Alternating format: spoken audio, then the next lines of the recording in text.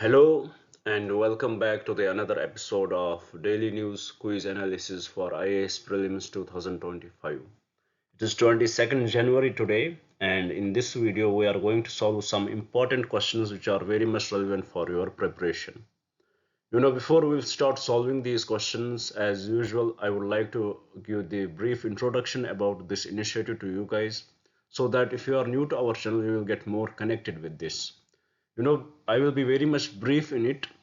Basically in this video we try to discuss various types of questions from different sources, and on the basis of sources, if we will divide our discussion, it would come under three different parts. In the first part of our discussion, we take up questions directly from the current affairs. What we do in this part, we take up the most important articles from the news articles, we break them down into the simplest language possible, and we try to derive the possible prelims questions from those articles, so that it will give you the idea how the questions can be asked from these particular articles, how you should read those news articles, which part of the newspaper is important for you guys. So this is what we will understand in the first part of our discussion. After solving questions with respect to current affairs, we will shift our approach to the another part of our discussion, where we will solve some static topic questions. We are doing this from last 2 to 3 months now. We started with Indian polity, and every day we discuss a discrete topic in this discussion. We had reached till the office of president. Today we will discuss a topic from the office of president, a concept from the office of president with respect to Indian constitution, and we will derive a possible prelims question from that also, so that it will give you the idea how the questions can be asked from these topics too. So with this, after covering questions with respect to current affairs and the static part, we will shift our approach to the last part of our discussion, where we will take up some previous year questions.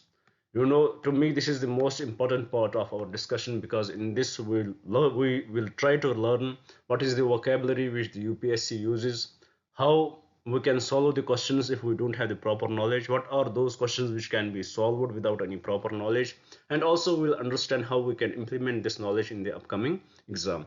So this is all about this initiative, what we are going to do in this video. Now, before we will start solving these questions, I would like to request you guys few things which I believe if you will follow those things, it is going to help you in many ways in clearing your exam. You know, in clearing your exam, and that is, for example, if you are preparing for your UPSC prelims 2025 or 2026, what you should do, you should start writing down these questions. If you are watching this video, start writing down these questions, develop your own question bank before exams are there. You should have your own question bank. How it will help you, when your exams would be near.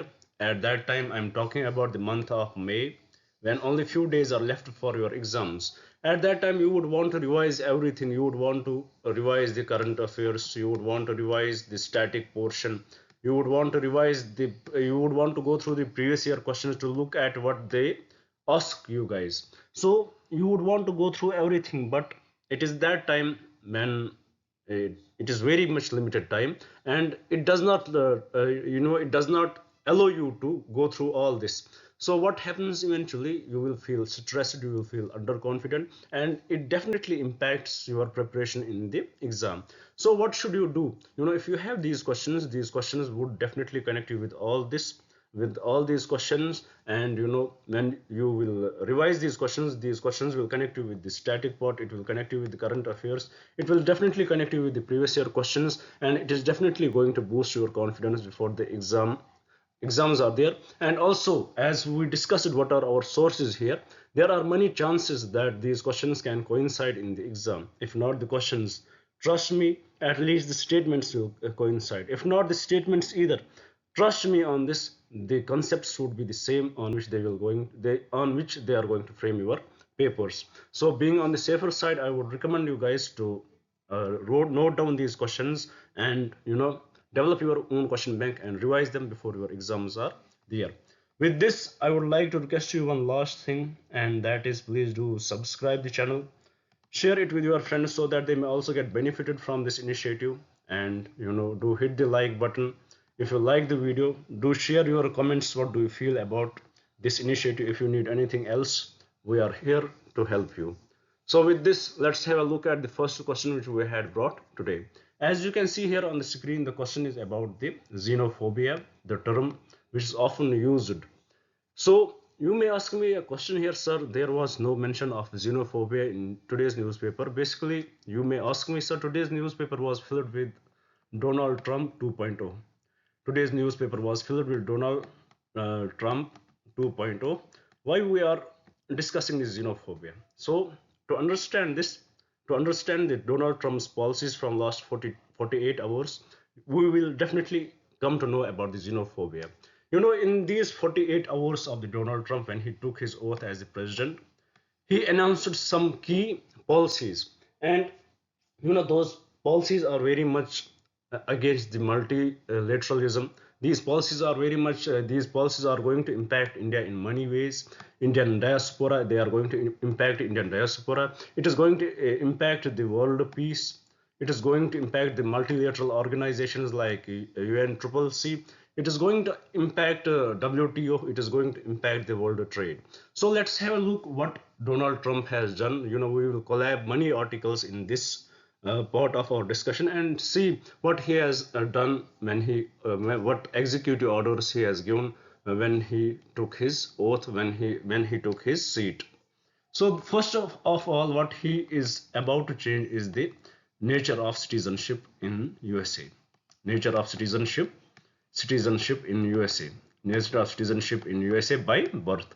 You know, usually in USA, what happens if, for example, if any child is born in USA, he attains the citizenship of US without any hesitation. If any child is born, whether it is of immigrants, if he is born there, if his parents are not the citizens of that of USA, that child will get the citizenship of US. This is what the Donald Trump is against. He is going. They are going. You know, he is saying that this kind of citizenship, there would be more checks and balances on that. You know, it is not going to happen like that in future, and it has raised concerns for many people in that particular country, especially Indian diaspora. As you know, there are many Indians living in US who had their children there, who had achieved the citizenship through when they were born there, and you know it is going to be very detrimental for them. So this is one of the concern which the Donald Trump talked about, the nature of citizenship which they are getting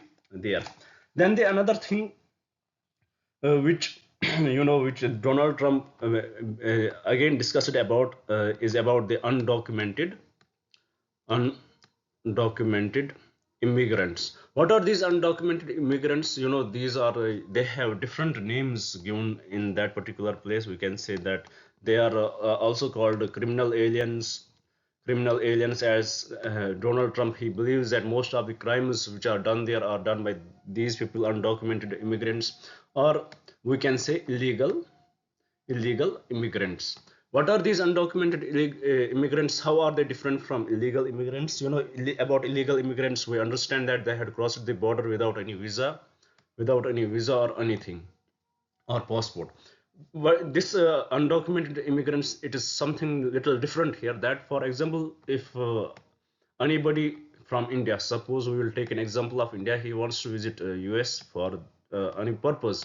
He went to US, he got the visa for 6 months. He is staying there, he is doing his job, and before these 6 months will end, he has to come back to India. But what he does, he stays there, and he becomes the undocumented citizen there. He becomes the undocumented he becomes the illegal migrant. He has stayed more than what was time period given to him, and he wants to stay there.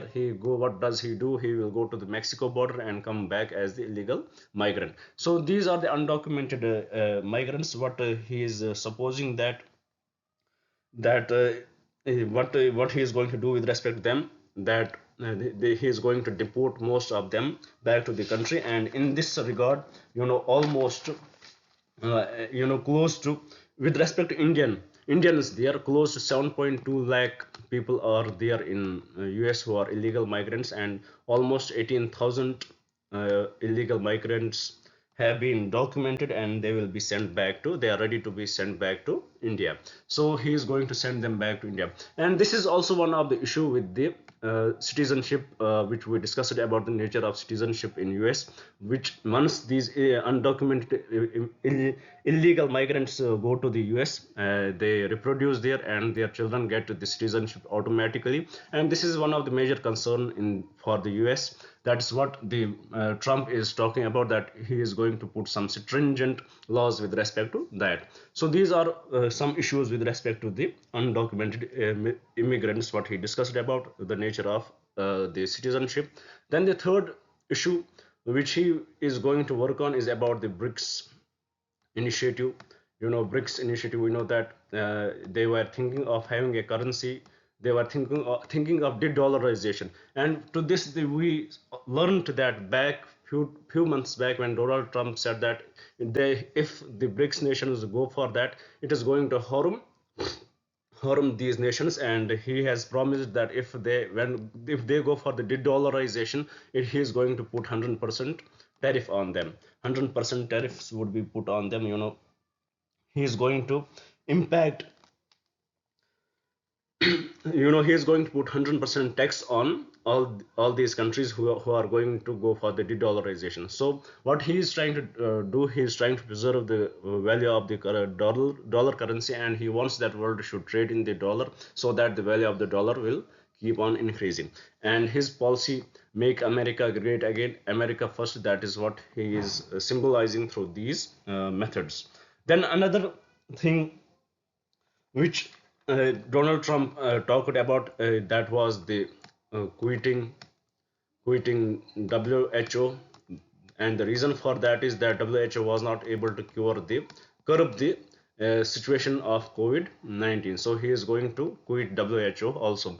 And with respect to that, the WHO president, the higher officials, they made a statement that USA is one of the very important partner of WHO, and if anything such happens, that it will definitely lower the impact of WHO, lower its value.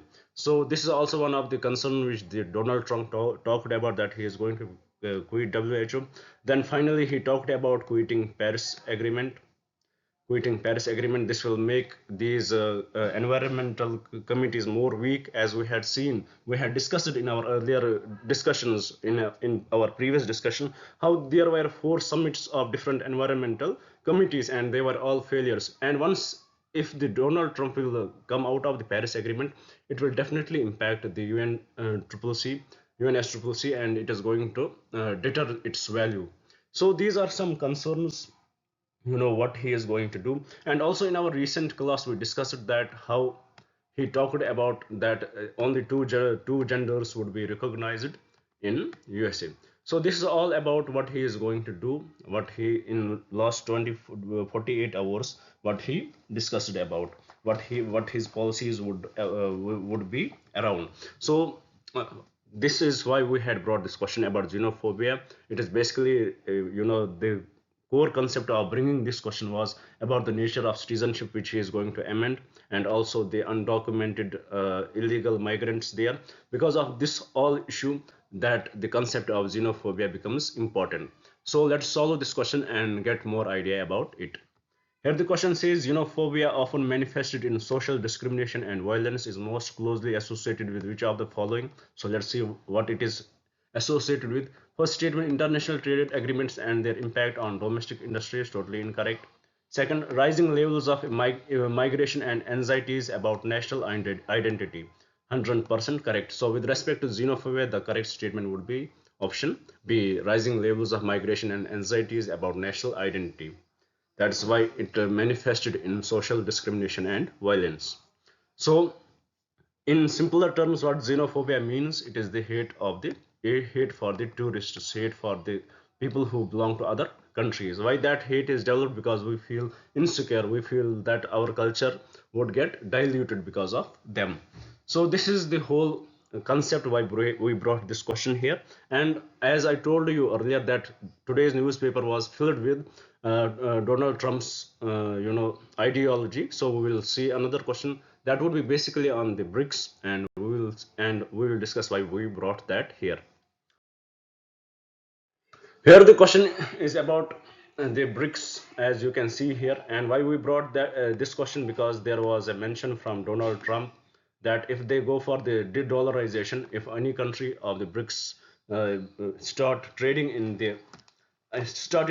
in other currencies except dollars, it is going to put 100% tax on them. So what are the recently added BRICS countries? We can see, before we know that BRICS, it was the group of 5 countries: Brazil, Russia, India, China, and South Africa. Then finally, many other countries were added in it in 2000, 23, 24. Many countries were added. For example, Argentina was added. Similarly, you know, Egypt was added. Ethiopia was added in it. Iran and UAE was also added in this. Saudi Arabia, they had also added them, but Saudi Arab, it is almost trying to get away from it, because Saudi Arab is trying to win the favor of US. And in 2025, we saw that in the month of January, Indonesia was also added in this group. So these are the countries which are the members of the BRICS. Why it is in news? One of the main reason for that is in January, Indonesia was added in this group, and also the warning given by the Donald Trump. So here we will understand what does this BRICS prioritize. You would have read about this many times. So let's recap the idea about BRICS. What does it prioritize? Here the question says, which of the following areas of cooperation have been prioritized by the BRICS nations? First, strengthening intra-BRICS trade and investment, 100% correct. Second, promoting cooperation in science, technology, and innovation, 100% correct. Third, establishing a common BRICS currency to challenge the US dollar. Even it was discussed, but it is not the primary mandate of the BRICS. So this statement is incorrect, but it was discussed in the BRICS forum. So with respect to this question, the correct statement is statement 1 and statement 2. And because of this statement, Donald Trump was not happy with them, and he gave a strong warning to the BRICS nations. If you try to do this, we are going to put 100% taxes on you. We are going to increase the tariffs from your country. We are going to put huge tariff bans, and it is going to harm your economy, your exports and imports. So with this, I hope you had understood this question also, and also you had understood why we had brought this question. Now with this, let's move to the another question and see what we had brought on the another slide. Here the question is with respect to the US-India civil nuclear agreement. Why this question is in the news today? Because as the author of this article, he mentioned that we cannot understand the Trump, as his stance were very much, Trump's stance are very much different. He's very different man. And with respect to that, we know we had India has signed this agreement with USA, because it is all favor, all praise goes to the Dr. Manmohan Singh. Because of him, we were able to cover this deal, and because of this deal, we were able to cover many deals, especially with Japan, with respect to nuclear agreement, with respect to civil nuclear agreement, but with us in this, under this agreement, their US promised that they are going to set up many companies and investments in India. But since since the signing of this agreement, not much companies had invested in India. And the reason for that are a few important terms, or we can say few important things which were signed in this agreement. One of the important term was entity list, which the author here talks about what that entity list is. For example, under this term, that US will look at the entities which are in India. If they are trading with Russia, if there are security concerns, then they are not going to comply with those companies. So here we have to understand that usually where from we get our nuclear agreement, nuclear deals. We had nuclear deals with, or we are procuring our nuclear arms from Russia itself. So our defense is fully dependent on Russia. It was fully dependent on Russia. So what the companies which were in India, they were trading with Russia. So that was one of the concern, that these entities, they are concerned for US, as there are security threats that this information can be leaked to Russia and China. So they did not want it to sign agreements with these companies. So they had put ban on these countries, and here the author says it is best time for India to reconsider this, to go with Trump. Trump does not think that much, and he can allow these companies to work with. Then the another thing was civil liability issue. Civil liability issue. What is the civil liability issue? Here, that for example, if we procure any technology from US, and unfortunately if anything wrong happens to that, who will take the liability? According to India, it should be both India as well as the source where from we are getting this technology. And according to US, it is not the source, it is you who should be put responsible for that. So there is the lack of agreement in this stance. So this is also one of the issue why they are not going for any investment. Then the third was that if we are going to procure technologies from US, they should be very much latest, very much new technologies, and US should give us that on very decent price, not too much high prices. But US is not agreeing to that if we will give you the new and latest technologies, they would definitely cost very huge, and to which India does not respond well. So these are various issues which are associated with the 123 agreement, nuclear India US nuclear deal, and that's why USA has not set up so many companies in India. So that is the reason why this question is in news, because here the author says that it is the prime time for India, where India can get benefited from Trump, as Trump does not think that much over such issues. So with this, let's try to solve this question and get more idea about it. Here the question says the primary objective of the US-India nuclear deal agreement was to establish a military alliance between India and US. Incorrect. Impose restrictions on Indian nuclear weapons program. Incorrect. Promote joint space exploration. Incorrect. But facilitate civil nuclear cooperation between India and US, including nuclear fuel supply. 100% correct. So with respect to this question, the correct statement would be option B.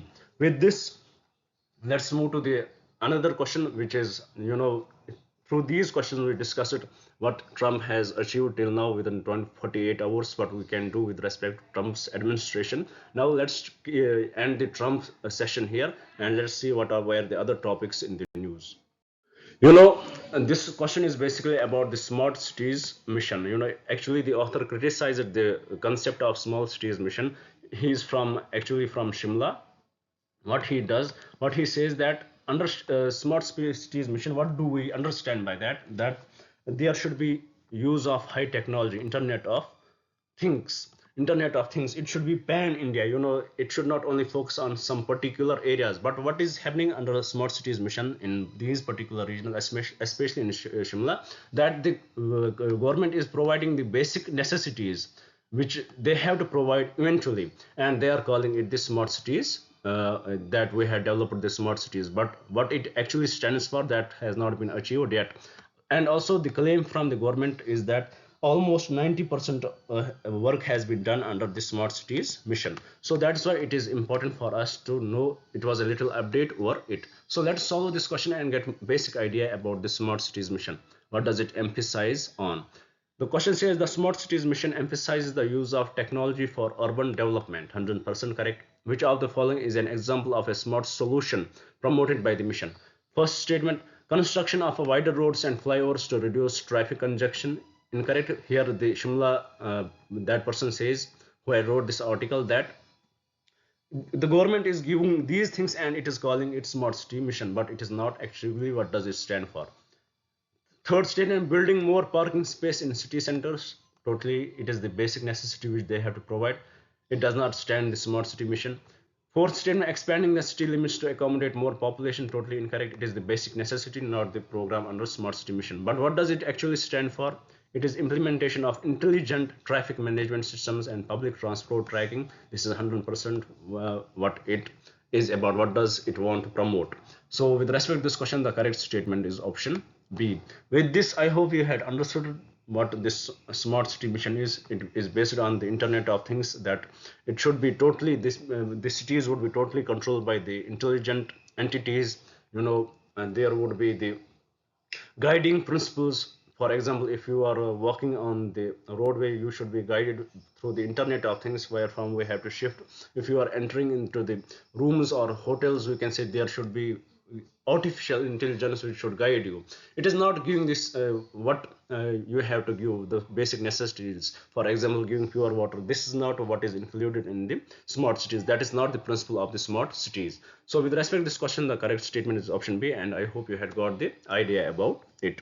With this, let's move to the last question of today's discussion from the current affairs. Let us see what we had brought today. Here the question is about the scramjet engines. Why we had brought this question? Because the Dordo conducted key tests on scramjet technology development. Dordo has conducted key tests on scramjet uh, engine technology, scramjet technology. So about the scramjet technology, it is an scramjet engine technology. It is used in hypersonic movement, that is speed should be more than 5 Mach.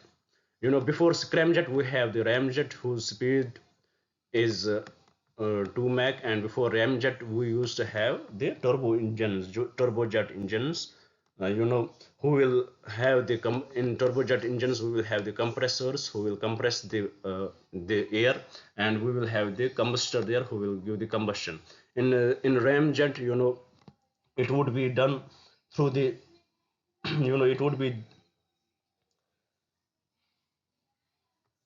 it would be done because of the speed of the air, and in the supersonic, it is also done as the because of the movement of the vehicle as it moves at the speed of the 5 Mach, which is five times the speed of the sound. So this is the basic idea, as Dodo has done the tests with respect to scramjet technology development. So let us get the proper idea through this question. What does it stand for?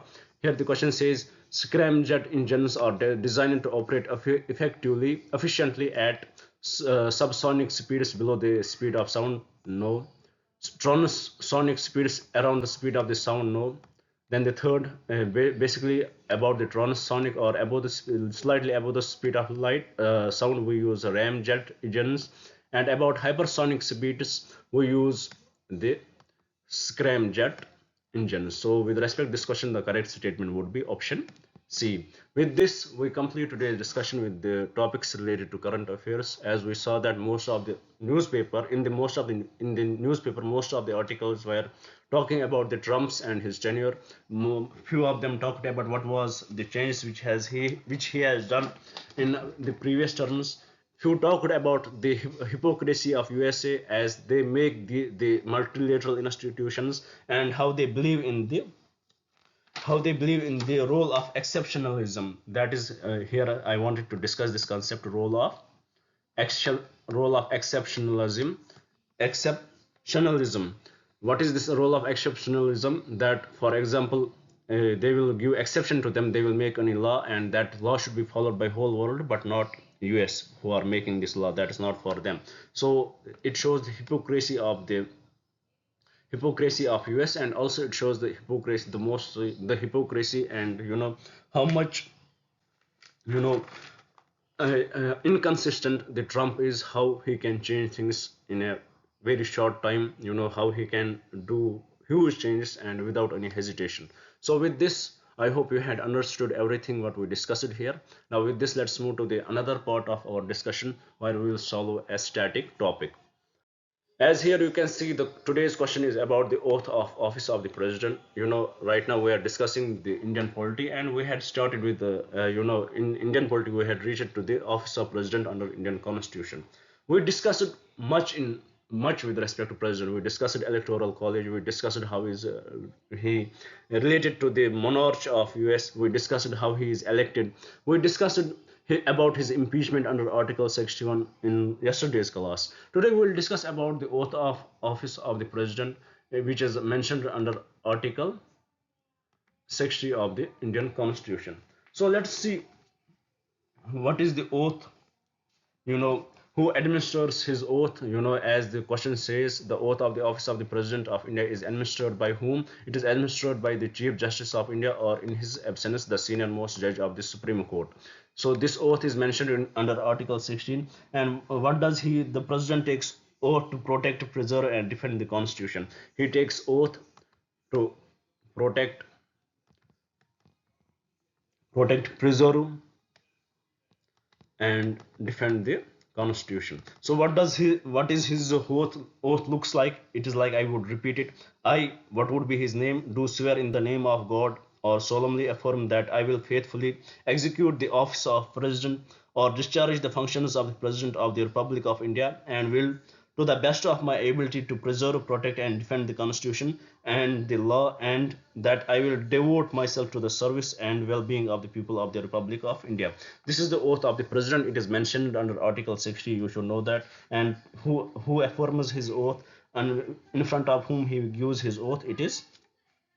He gives his oath. It is administered by the Chief Justice of India, or in his absence, the senior most judge of the Supreme Court. So with this, we completed today's discussion with the static topic also. Now let us shift our approach to the last part of our discussion, where we will solve a previous year question. Let's see what we had brought here.